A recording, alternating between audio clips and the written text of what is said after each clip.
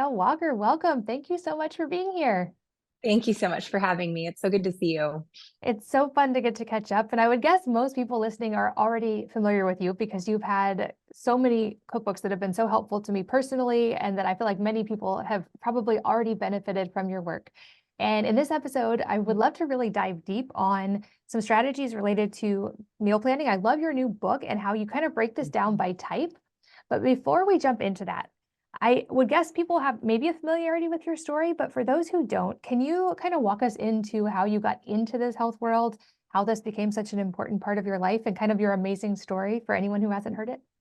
Yeah, of course. Yes. So, gosh, I started a blog called Against All Grain back in 2008, 2009. And I did that because a couple years before that, I was diagnosed with an autoimmune disease. It's called ulcerative colitis. So my husband and I, high school sweethearts, dated all through college, got married, and literally I got diagnosed, I think 2 months after our wedding date. I was already starting to feel kind of off before, but just kind of felt, oh, we graduated college, we moved, we are planning a wedding, there's just a lot of life events. So I figured things would just resolve after the wedding and we kind of got into our normal pace of life. And things just started to get worse and worse. And so I ended up in the ER one night. It was like October of 2007.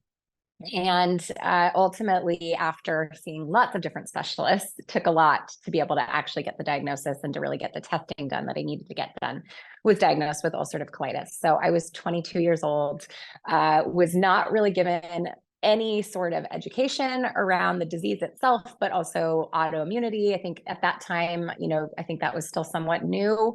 And they didn't even tell me that ulcerative colitis was an autoimmune disease. So it took a lot of me just researching on my own to really try to understand kind of what the disease was and why it was happening, and that it was inflammatory based.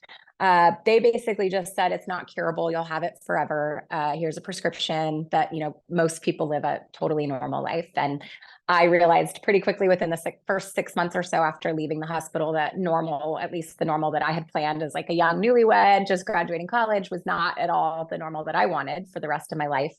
The medications were really debilitating. They added so many extra, symptoms and side effects to what I was already experiencing. And so I started just doing some of my own research. Every doctor that I saw in the San Francisco Bay Area told me that food couldn't help cure or cause the disease.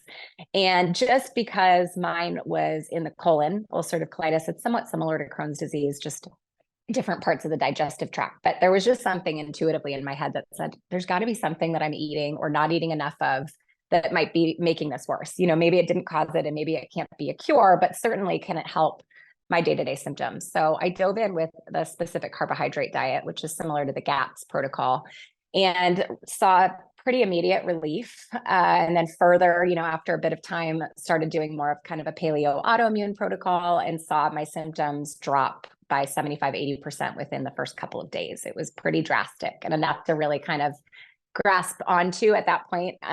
We fast forwarded quite a bit, but at that point I had a 9-month-old son, our first, and I just really wanted to be present for his life. So I really kind of grasped onto that and then started developing recipes because of that, knowing pretty quickly that this would be a lifestyle for me, not just a quick 30-day thing. And that I really wanted to be able to enjoy the food. And so it really just kind of pushed me into my kitchen, and I started creating recipes and created Against All Grain and started sharing blog recipes and on Facebook, and got my first cookbook contract a couple of years after that. And I've now written 6. That's a very, very shortened timeline there, but I feel like the overlap in our stories is I was also told about Hashimoto's that I would have this for the rest of my life and that medication would help and that things would be quote unquote pretty normal, but also that there was nothing I could do that obviously was definitely not related to food or lifestyle, and have been on my own journey of uncovering my own path for that. And I think what both of our stories speak to is like there are some universal things that are sort of beneficial or not to humans. mm-hmm. And then beyond that, it really is also that experimentation of figuring out for you specifically Right. what's going to be the most beneficial. And that's what I love about your work, because I feel like you build on the like universally good aspects of what's good for humans, and then give people ways to experiment, and also in a way that tastes great. Because I know when I first was doing AIP years ago, there were like your recipes were not first available. When they came out, I was so excited because none of it tasted good. And I was like, I'm never going to eat food that tastes good again. Yeah. I had that similar sentiment. I think we all go through a period of grief when we've been diagnosed with something, first of all, and our kind of understanding of what our life will look like changes. But then when you cut out a lot of those foods, you really do go through that period of grieving of like, I'm never going to enjoy food again. I'm never going to be able to enjoy holidays. I'm never going to be able to have people over. There's this whole period. And that's really what I've kind of constantly fought against. And again, like you said, everything is not a one size fits all. I know there's a lot of people that follow that can't have nuts, and I use almond flour, and can't have eggs, and things like that. And I've gone through those periods as well. So I really do try to give as many substitutions as I possibly can, which is difficult, to be able to accommodate everybody, but certainly trying to just make people feel like they're part of the community, like they can enjoy food, and like there is something for everybody. Maybe not all of the recipes work for the way that they're needing to eat at the time, but there will be at least some. And before we jump into the specifics of meal prepping specifically, I would love to hear also a little bit about the community aspect, because I know from knowing you that this is a really important piece for you, and that you've sort of curated this amazing, healing, supportive community for anybody who might be also navigating this journey that both of us have been through. So can you speak about that a little bit? Yeah, my gosh. I mean, not only do we go through a grieving period on our own, when we're diagnosed and have to cut out foods, but then we just kind of feel really isolated, and you feel like you're the only one, especially when you're in your young 20s or you're a young mom, like we both were, and I just didn't know anybody around me in my circle of actual friends and community that had anything similar to what I was dealing with. And my husband actually went through a really similar thing. We just both felt very isolated, very alone, very uneducated on what the disease was. And so really the first time that I saw a comment on my blog, that was not my mom, my sister, or my grandma Marge, I realized like, oh my gosh, I'm doing this for more than just, my immediate family. I was just blogging because people were asking me for the recipes I was creating, or they were asking me about my health updates. And I was kind of tired of giving like the same rundown every time. And so I really didn't start the blog with the intention of it, A, becoming a business ever, or B, becoming this community centered thing. And I started to see these comments from other women, mostly that were around my age, and that were saying things like, I have Hashimoto's, or I have rheumatoid arthritis, or I have MS, or I have a child on the spectrum, just all these different things that at 23, at 24 at that point, I wasn't even familiar with all of those different diagnoses and names of all these diseases. I really just knew mine. And so it started to just create this sense of community for me, almost of, wow, I'm not in this alone. Maybe they don't have the same disease, but they're echoing a lot of the same sentiments that I have. They're feeling isolated. They're feeling alone. They want to enjoy food. They want to be able to make chocolate chip cookies with their kids. And so it's really just grown over time. And it's honestly it's invaluable. People have become friends. I just got off of a 10-city book tour. It's the first time I've been out with my community in over 4 years. And women that took my course during 2020 that don't even know each other flew to Chicago to join each other to become like part of that book tour stop, which I just think is incredible. Maybe we may not have somebody that lives next door that gets what we go through. We may not have a friend or a sister that's in our actual life, on a day-to-day basis. But when you can find that community online, it's so rare, and especially given that online can be, kind of a double-edged sword.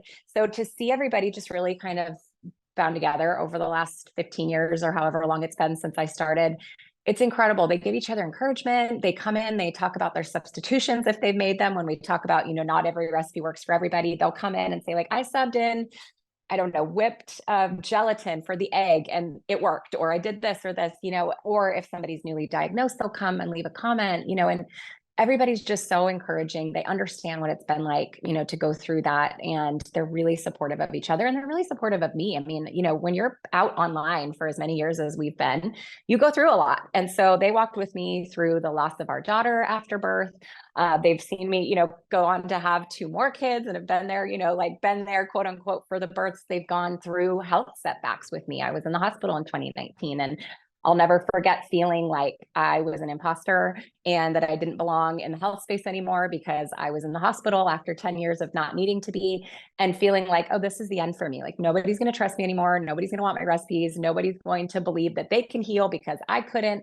And the support after that, when I posted about that, was just incredible. It made me cry for 2 weeks in my hospital bed. And it really got me through it because I was like, okay, they still believe that they've healed because of my recipes. I still have this background and this history of healing through my recipes. And just because I have a setback doesn't mean that it's all gone. And they really helped me remember that, and like remember all that I had been through and all that I'd learned about the microbiome and about my health and about autoimmune disease. And they're just really incredible. Yeah, they're amazing. That is incredible. And I will say, like, your recipes, your blog, and your cookbooks are still go-tos for me just because they're delicious. Even if I don't have to be in any particular category of eating for health anymore, I still love the Yeah. recipes because they're delicious. And I feel like your recipes really are like micronutrient dense, which is something I talk a lot about on here. Like, even if we don't need to avoid certain ingredients, most Yeah. of us are not getting enough micronutrients. And because of all the diverse ingredients you use, yours are like hyper nourishing, which I love. Oh, And thank I you. love your new book, and I want to really delve into the personas you talk about because this was really helpful for me to understand of like how to kind of figure out which category you're in that might make meal planning a lot easier for you. Like if you've struggled with that, there might be a Yeah, reason why, and it might not just be because you're not organized. So that's can you right. talk about that? Yes. So I identified 6 different meal prep personas. And it's funny because in my head, I see them as these little kind of like cartoon women that, I felt like when I identified them, I could be that different type of persona from any given week, especially as a mom and somebody who runs a full-time business. Our life goes through lots of ebbs and flows. And when we back up and talk about, we go through grief, we go through loss, we go through lots of personal things and things in our business, or our kids, go through difficult seasons. And so I think often with meal prepping, we feel like failures because the persona on the internet is like very put together, and they go home from the grocery store and they put all their things in these bins that are labeled with exactly what you're making for the week. And they use up everything in their fridge and they have no waste. And, they're snapping the tops of the containers because they just spent a whole day prepping like 6 dinners for the whole week. And sometimes that's me, but a lot of times it's not. Sometimes in different seasons, I do have time to take a Sunday, but a lot of times we're running around from sports, or I've got a stressful season with work. I'm launching a book. We've got, things at school that are going on. And so I really feel like we kind of just change, it depends on who we are at the time. And I wanted to write a book that really worked for anybody who just wanted to be able to eat healthy, but wanted to do it in kind of a smarter fashion. Whether you're a single person that works a full-time job and you're only cooking for you, or maybe all your kids have flown the nest and it's just 2 of you at home and you're, wanting to eat healthy meals, but you don't want to spend hours and hours and hours in the kitchen when you're not feeding a big family. There's really recipes kind of for everybody. So as I started to identify those and wrote the meal plans, I wanted to make sure that there were recipes and meal plans that kind of worked for that different season in your life as you jump around from those different people. And that also that you could really kind of utilize them all with the meal prep and make ahead and prep ahead steps, even if you're not, fully committed to being, let's call it like the freezer meal prepper, or we've got a semi-homemade meal prepper, which I found is me a lot of times these days. Just with the kids, grabbing a bottle of sauce instead of making it homemade, or getting a store-bought shortcut, to kind of speed things up. I really love to be a batch meal prepper, a batch cooker, but it's not always the case. But when I do, I'm able to we have these freezer kit meals in the book. The recipes are written so that you're doubling up on something, so that you're making something right then and there. You're putting it in the slow cooker, in the Instant Pot, but then you're also creating a second kit just by kind of eyeballing the ingredients, honestly, because you already have it all out, and then you're throwing it into the freezer. And it's just something that you can pull out on one of those more chaotic days where you don't have the time to do a whole bunch of meals all in one day. And so, yeah, I wanted to make sure, I did a lot of research when I wrote this. I was kind of asked to do it in like 2021, and meal prepping was kind of all the rage on social media. But a lot of those were, you would make, 2 dinners and then portion it off into all these little containers and kind of eat the same thing throughout the week. And you have a large family. I have 3 kids, but they don't want to eat ground beef with roasted vegetables 5 different ways throughout the week. They want a little bit of variety. They want to have things that taste good and are exciting. And I'm the same way. And so I wanted to write it for families, but also that it could be conducive for somebody who is a single person too. Yeah, I love how you broke it down in this one. And I would probably fit more of the batch cooking mentality Yeah, just because I'm cooking for an army all the time. But right. I learned so much from that. And I feel like the freezer kits are so genius because I'm already going to be spending all that time batch cooking anyway. So it was a way to Yeah. just sort of like multiply my time. Are there Yes. any other tips that come to mind for that? Because I am a big believer that like anybody who's cooking, especially for a lot of people, it helps so much to meal prep in some form, but I love that you kind Yes. of gave a choose your own adventure so that everybody can figure out what works for them. That's right. That's what I keep saying. The choose your own adventure is really the way to go with the book. Yeah, I think people overlook how much time it actually does save you to batch or to double things. When you think about creating, well, the grocery lists are created for you in the book, but if you're doing it yourself, you think about creating the grocery list to be able to cook, all those things, then you're compiling it, then you're putting it into the fridge, then you're going back and kind of shopping your fridge when you're ready to make that. You've got your cutting boards, you've got your knives, you've got mixing bowls, whatever it is. If you're already pulling all that out and you're putting the mental load into kind of finding the things and prepping it, it really doesn't take that much longer to double, triple, quadruple if you need to with a large family and throw those into the freezer. And the meal kits, the freezer kits are something I fall back on all the time. Most of them are written in that you don't even cook them. You just like put them into a big bag or a container, throw them into the freezer. You can pop them into the Instant Pot afterwards. And they're also written in that you don't really have to stand and measure every single little thing, especially if you've already built one and you kind of have like a gauge as to what, how many spices were in there, or the broth and things like that. You can kind of just stand and like dump it all again. But even if you measure, you're not washing the measuring spoons, 3 times by making that dinner 3 times over the month, right? You're doing it all at once. And so those are the really little things. Some of the other things that I think are often overlooked when we talk about meal prep, you don't have to do the full day in the kitchen making, 6 different meals. You can come home from the grocery store and you can peel and chop your sweet potatoes, or you can wash your herbs, or you can, shred your lettuce and throw it into the fridge. You can even do, you can chop up a whole thing of garlic or onions. You can throw it in the food processor if you want, if you don't have good knife skills, and that saves even more time. I think it's a lot of the small things, especially when we talk about cooking whole real foods from scratch, not taking some of the store-bought shortcuts of pre-cut vegetables, which you can do, but obviously it comes at a cost. And so just kind of chipping away at some of those smaller things, I think actually really saves you time and a lot of stress during the week. If you're cooking, 4, 5, 6 nights a week, you get all those little things done, and then you really can just kind of dump it. Almost like becomes a little cooking show in your own kitchen, where it's like all your ingredients are already kind of prepped out, and all you have to do is really dump them in, throw it in the oven, put it in a slow cooker, whatever it is. Sauces, if you have time, make up a couple of the sauces on a Sunday, or you can do the store-bought shortcuts. That's going to save you even more time. But I think really just planning, and that's really what the book was, about, was trying to take the planning, the guesswork, the mental load out of it for everybody. Everything's really planned for you, but for going to the store and cooking the things. But you go to the store with a grocery list that's already compiled, and it's comprehensive. It combines all the things. It's broken down by, grocery store department, because a lot of time that's wasted going through the store and like trying to figure out, what your plan is, what you're buying, where everything is. So when you go in with the plan, not only does it save you so much time, but it also saves you a lot of money too. Yeah, absolutely. And I actually, even though I batch cook relatively often, I had a great reminder last week of just how much of a time and money saver this is, because Yeah. we were in the path of the hurricane. Thankfully, we had no damage. But I realized if the power goes out, we can eat food that's cold. We cannot eat food that's raw.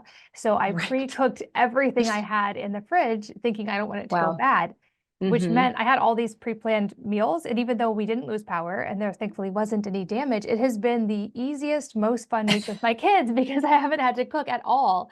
And so I That's feel right. like you give a strategy for like, if you want an entire week off cooking, I feel like your cookbook is the place to start. And you can just, from that, give yourself more Yeah. bandwidth when it comes to cooking, at least. The other parts of Yes. mom life still exist, but Totally. Yes. You still have lots of snacks and breakfasts and things to prepare, but I kind of like call them little freezer gold. It's like there's 2 bonus meal plans that if you kind of follow everything through chronologically, you'll have almost 2 full weeks of meals in the freezer. And you don't have to follow the meal plans chronologically, but if you do, they're really great to find, and it's like a whole week. Or, if you've got a particularly stressful week with work, or you've got a ton of sports or whatever it is, it's so nice to be able to find those and just pull them out instead of grabbing takeout, or whatever it is, or just staring at your fridge at 6 o'clock being like, I don't know what to make. yeah. And like I said, yours actually tastes good because sometimes I'll get in the rut of like, I'll just either in the Instapot or the slow cooker cook a ton of chicken. And then Yeah. everything that week is like chicken omelets, chicken salads, Yeah. chicken quesadilla, whatever. But you give so much more variety, even if you're kind of concentrating on the same base foods, you take it in so many amazing directions. Oh, thank you. I'm also curious, what are your kind of like go-to recipes? I know you must have thousands after all these cookbooks, but what are the ones that are like the defaults for your family Oh, when yeah. things are extra busy? Yeah, I was going to say, sometimes it's not a bad thing to just have a ton of chicken and to be eating that. I don't, it's not as sustainable for my kids. They'll be like, again, but I do morph meals is what we kind of call them. So it's like making a huge thing of shredded beef or whatever, but trying to really make it different throughout the week. So whether it's like putting it into tacos, breakfast tacos, or like putting it into a wrap and kind of making like a quick au jus. But, my go-tos, my Granny Sorella spaghetti sauce. It was in my very first cookbook, but it's in this book now multiplied because my first book I only had one child and a part-time job. Now I'm like 3 kids, one that's 14, my son who eats a lot. So I go to that a lot. It freezes really, really, really well. And so I use it not only just for, spaghetti with like brown rice pasta for them or spaghetti squash for me, but then I sometimes will use it in a lasagna, or I'll throw it into, like, if I've got just a little bit left, there's a Cheats minestrone soup that we call it, where you just kind of use the leftovers of the sauce and make this like quick minestrone soup. We do a lot of lettuce wrapped burgers. Like, I keep burger patties formed and ready in the freezer kind of at all times for when we just need something faster. I don't want to turn on the oven. I live in California and it's crazy hot here right now. We do, let's see, what else? And like tacos. I mean, we do at least once a week, we do taco night, whether it's chicken in the Instant Pot or like a ground beef with my taco seasoning. Those are kind of our like family go-to favorites. I also have a French dip recipe that's not in this book, but it's in one of my past books that my family loves. And it's just a big, huge chuck roast that you throw into a slow cooker with a bunch of different sauces and seasonings. I grew up kind of like making the roast beef version with the packet of au jus. And so that was my answer to a childhood favorite that I missed. But yeah, those are a few of the ones that we continuously return to. I can vouch for the French dip recipe. It's Oh, amazing. thanks. I'm curious because I'm thinking back to when I wrote my cookbook and how some of the recipes, thankfully, like only took a couple tries and then they were super dialed in. And then a few of Yeah. them I felt like took endless just tweaking to get the details right. Did you have any of those in this book that just like almost drove you crazy with how much you had to work on them? Yeah, this one, not as many because they're dinner recipes. And I'm sure you kind of can have similar story there, right? It's like the dinner recipes, I tweak, in terms of, oh, it maybe needs a little more broth in the sauce or maybe a little salt and pepper. And so I don't feel like they went through as many renditions. What took more time was the giant jigsaw puzzle of making sure that the recipes work together. So every chapter, you see that quadrant. That was the harder part for me with this book because I wanted to choose recipes that utilize similar ingredients so that we had reduced waste and also less time at the grocery store. There are some baked goods. The baked goods are always what take me the most time. And I created 3 different cake mixes for this book. The recipes in the book use a store-bought shortcut of buying a grain-free cake mix. There's a few different brands that make them, but I also wanted people to be able to make up a big jar on their own because it's more cost effective. Or if they needed to kind of, change different ingredients, that way they could do that. And I did a nut-free version, and I wanted to make sure that it worked 1-for-1 for the almond flour one, the boxed one. And that one took me, I think, 19 renditions. And we finally tested it in like an Ina Garten coffee cake. And I was able to sub it in 1-for-1 for her cake flour. And I was like, okay, we got it. It's gonna, like, this works. It's great. But that one took a long time. It was a lot of cakes, a lot of testing. Yeah, I'm with you. I am not a baker. I like measure with my heart, and baking doesn't lend itself to measuring with your heart. But thankfully, my No. oldest daughter is very detail oriented and has now become the baker of the family. So I'm like, that's my life Great. hack. I had There a you go. child who Yep. likes to bake. You're like, What I will batch cook and feed the family. You do the treat.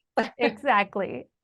Speaking of that though, as far as like kitchen organization or when it comes to batch cooking, meal prepping, all of this, what are some Yeah. top tools and or like appliances, things that are invaluable in your kitchen? Like if you had to sort of 80-20 your kitchen, what 20% is staying? Okay. Well, that's a good question. I use my Instant Pot all the time. I mean, it's like out on the counter practically nonstop because I even use it to heat up things, especially if you've got a frozen container of a soup or chili or stew or whatnot. You can throw it in frozen, which you can't do, on a slow cooker, and really can't really do stovetop either because it tends to kind of burn. So I use my Instant Pot all the time. That would stay. I use my food processor as a prep tool. I chop things. I mean, it's not going to be a perfect, dice, but if you want to save time, just pulsing vegetables, onions, garlic in your food processor, I would say I use that a lot. And then all of my containers, my container drawer is overflowing. I've got every single size, all glass containers, and I use those nonstop. So I would say those have to stay too, because even like, reused ghee jars, something I freeze like individual soup portions in.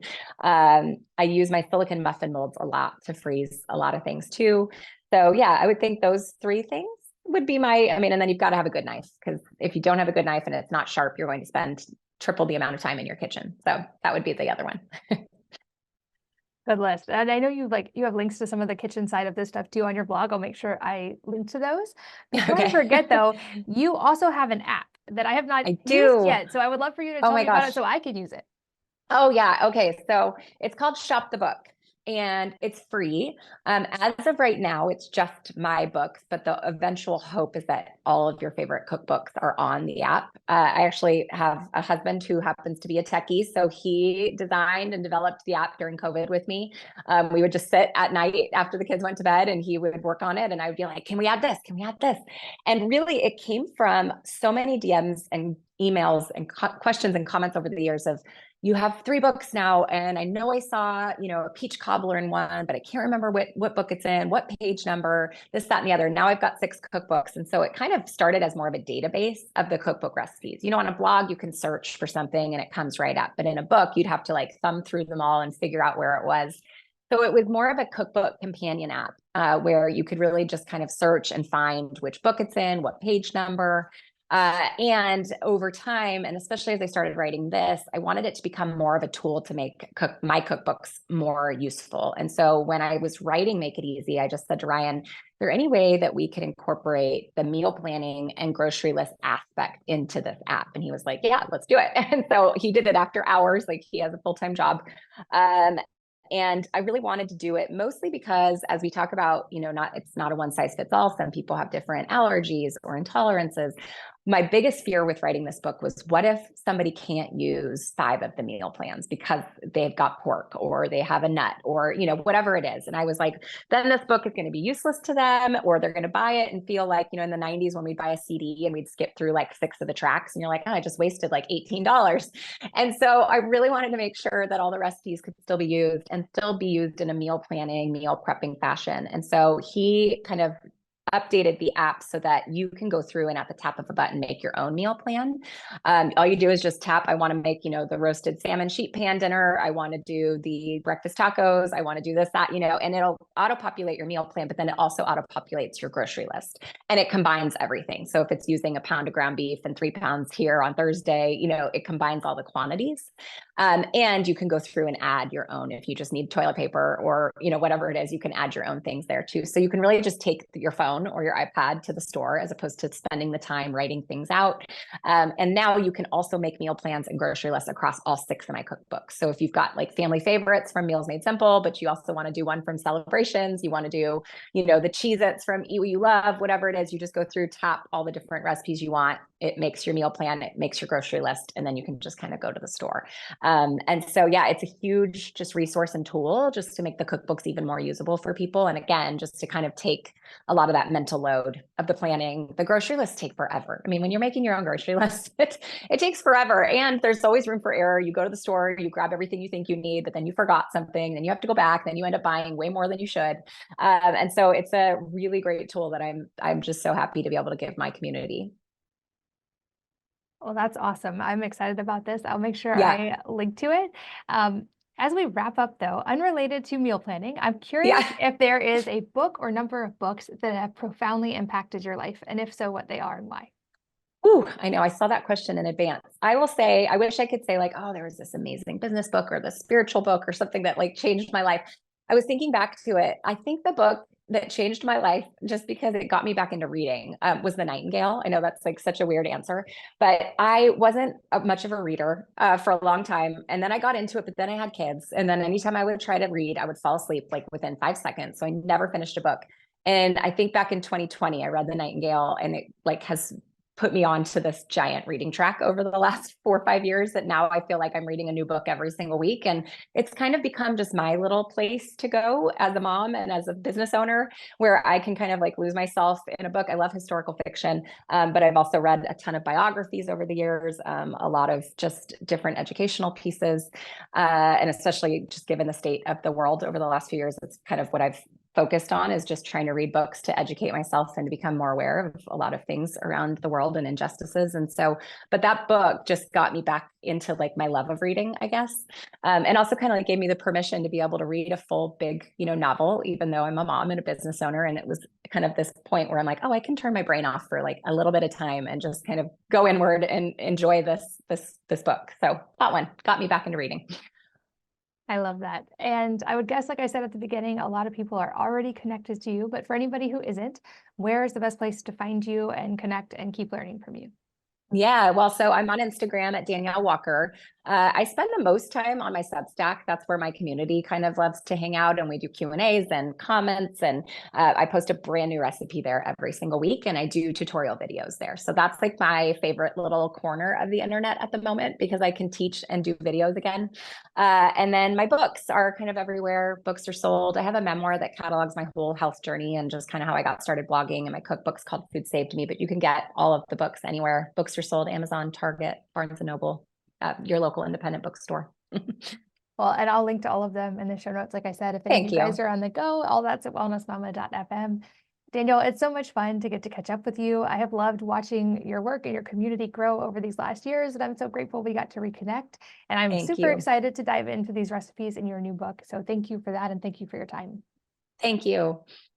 And thank you, as always, for listening and for sharing your most valuable resources, your time, your energy, and your attention with us today. We're both so grateful that you did. And I hope you will join me again on the next episode of the Wellness Mama podcast.